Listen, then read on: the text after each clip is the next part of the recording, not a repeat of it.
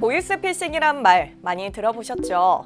보이스피싱이란 음성을 뜻하는 보이스와 개인정보의 프라이빗 데이터, 낚시의 피싱을 합성한 말로 전화 등을 이용해 타인을 속여 재산을 빼내는 금융 분야의 범죄를 말합니다. 이러한 보이스피싱 수법은 점차 고도화되고 진흥화하여 그 피해액은 매년 증가하고 있습니다. 오늘은 보이스피싱 피해 사례를 살펴보고 그 예방 방법과 대응 방법을 안내해드리겠습니다.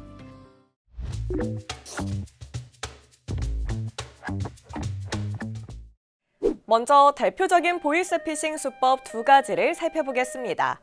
첫 번째 수법은 금융기관을 사칭하여 저금리로 대출해주겠다며 이체나 현금을 요구하는 금융기관 사칭형이 있고, 두 번째로 검찰, 경찰, 금감원 등 정부기관을 사칭하여 범죄에 연루되었다며 자산 보호를 위해 안전계좌로 이체해야 한다고 속이는 정부기관 사칭형이 있습니다. 최근에는 스마트폰 대중화에 따라 문자메시지를 통한 피싱 사기가 많습니다. 주문하지도 않은 상품 결제를 사칭하여 사기범에게 전화를 하게 하거나 신청하지도 않은 카드 발급을 미끼로 전화하게 하는 수법이 있으며, 택배 보관 안내 문자, 법원 또는 경찰청 등을 사칭하여 악성 앱을 설치하는 링크를 보내는 수법이 많이 쓰입니다. 또 미리 확보된 개인정보로 가족을 사칭하는 대화형 사기 수법도 있습니다.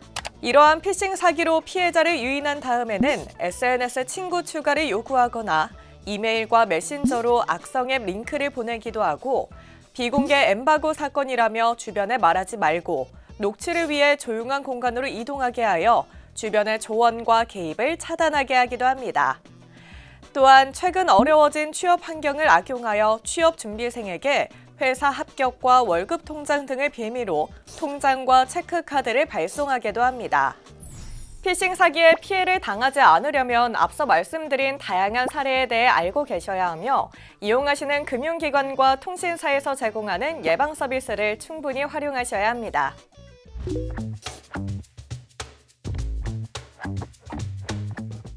먼저 금융회사를 통해 신청하실 수 있는 예방 서비스로는 본인 명의의 여신거래가 실행되지 않도록 하는 여신거래 안심차단 서비스, 사기범에게 이체된 금액이 일정 시간 경과 후 입금되도록 하는 지연이체 서비스, 지정하지 않은 계좌에는 소액만 송금되도록 하는 입금계좌 지정 서비스, 사기범이 주로 해외에서 활동하는 점에 따라 해외 IP 차단 서비스가 있으니 평소 본인의 금융서비스 환경에 따라 신청하시기 바랍니다. 또 이용하시는 통신사의 불법 문자를 차단하는 무료 부가 서비스도 신청하실 수 있습니다. 이렇게 예방 서비스 신청으로 잘 대비했는데도 불구하고 보이스피싱 사기 피해를 입었다면 어떻게 대응해야 할까요?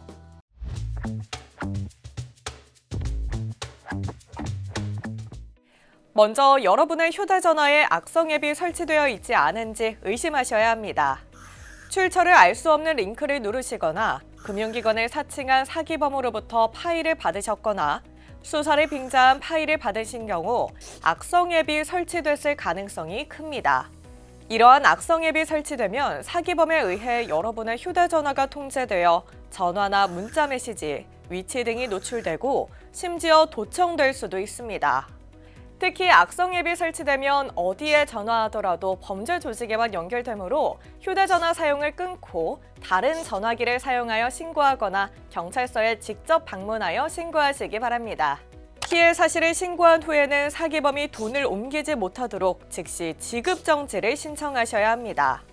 악성 앱 설치 등으로 개인정보와 금융정보 유출이 의심되는 경우 본인 이름으로 개설된 모든 금융계좌를 한 번에 지급정지하여 추가 피해 예방을 할 수 있습니다. 본인 계좌 일괄 지급정지는 금융결제원의 계좌정보 통합관리 서비스 페이인포로 신청하거나 금융앱 어카운트 인포 계좌정보 통합관리를 설치하여 신청하실 수 있으며, 악성 앱 설치로 휴대전화를 쓸 수 없는 경우 다른 사람의 휴대전화를 사용해 금융기관 콜센터로 전화하여 신청하시면 됩니다. 거래하시는 금융기관 한 곳에만 신청해도 모든 금융기관의 계좌가 한 번에 지급정지됩니다.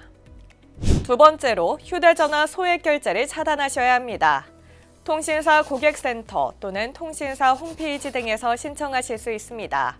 셋째, 명의 도용으로 사기범이 휴대전화 신규 가입, 번호 이동, 명의 변경 등을 할 수 있으므로 추가적인 사기 피해를 차단하셔야 합니다.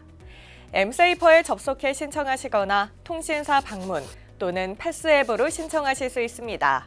그리고 명의 도용 여부도 확인하셔야 합니다. 엠세이퍼 홈페이지나 가까운 통신사 대리점에서 명의 도용 여부를 확인하신 후 사실 조사를 통해 추가 피해를 막으셔야 합니다. 앞서 안내해드린 과정을 다 거친 후에는 주민등록증이나 운전면허증 등 신분증을 재발급하여 피싱 사기의 재발을 방지하셔야 하고, 각 인증서도 기존 인증서 폐기 후 새로운 인증서로 재발급하여 개인정보 포털 등에서 개인정보 도용 및 유출 여부도 확인하시는 것이 좋습니다. 정부 관련 부처의 노력에도 불구하고 수법은 더욱 교묘해지고 피해 연령대도 확대되고 있습니다. 보이스피싱을 비롯한 전기통신 금융사기 피해자에게는 생활비 지원, 법률 상담과 심리 상담을 지원하는 기업 공익사업도 있으며 금융기관의 사고 예방 노력과 이용자 과실 정도를 종합 고려하여 자율적으로 손해를 배상하는 제도도 있다는 점 꼭 알아두세요.